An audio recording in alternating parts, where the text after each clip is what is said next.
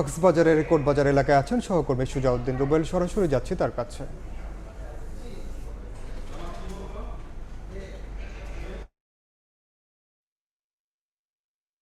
একটা যে সড়ক, সেই সড়কে এখন যারা আন্দোলনকারীরা অবরোধ করে রেখেছে, যারা স্থানীয় শিক্ষক চাকরিচ্যুত হয়েছে, তারা এখন সড়কের মধ্যে ফুটবল খেলছে।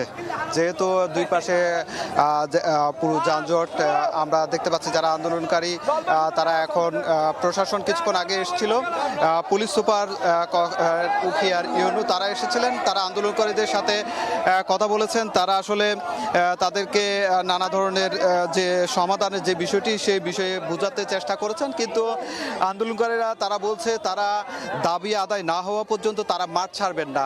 এর পরপরই কিন্তু আমরা লক্ষ্য করছি যে কোটবাজার যে সড়ক রয়েছে, সেই সড়কের মধ্যে যারা শিক্ষক রয়েছেন, যারা চাকরি হারিয়েছেন, তারা কিন্তু আমরা লক্ষ্য করছি তারা এখন ফুটবল খেলছেন। আর পাশাপাশি যেহেতু জরুরি কোনো অ্যাম্বুলেন্স কিংবা শিক্ষার্থীদের কোনো পরিবহন গেলে সেই পরিবহনটি তারা সউদ্যোগে তারা ছেড়ে দিয়ে স্বাভাবিকভাবে যাওয়ার ব্যবস্থা করে দিচ্ছেন। তবে সকাল 7টা থেকে যে আন্দোলন শুরু হয়েছে, সেই আন্দোলন এখনও চলছে।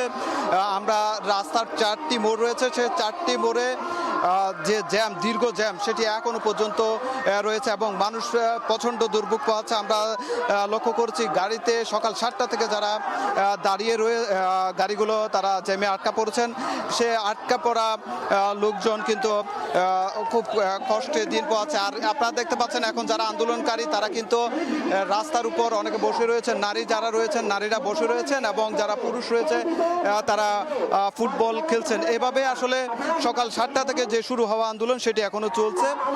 প্রশাসন তারা চেষ্টা করেছে, কিন্তু তাদের যে দাবি দেওয়া সেটি তারা মানেননি। আমরা তীব্র গরমের মধ্যে আমরা যেটি লক্ষ্য করছি, ছাতা মাথায় দিয়ে কিন্তু নারী যারা শিক্ষিকা রয়েছেন তারা এখনো পর্যন্ত অবস্থান করছে। তারা বলছে যতক্ষণ পর্যন্ত দাবি আদায় না হবে ততক্ষণ পর্যন্ত তারা রাস্তা থেকে সরবেন না, সে বিষয়টি বলছে। আমরা লক্ষ্য করছি একদিকে ফুটবল খেলা চলছে, অন্যদিকে মানুষের যে চরম দুর্ভোগ, সেটি বেলা বাড়ার সঙ্গে সঙ্গে আরও দুর্ভোগ বাড়ছে। প্রশাসন চেষ্টা করছে, কিন্তু প্রশাসনের যে সমাধানের চেষ্টা, সেটি আন্দোলনকারীরা বলছে তারা দাবি আদায় লিখিত কোনো না পেলে তারা সড়ক ছাড়বেন না। তো এই ছিল আমার কাছে কোটবাজার এলাকা থেকে সবশেষ।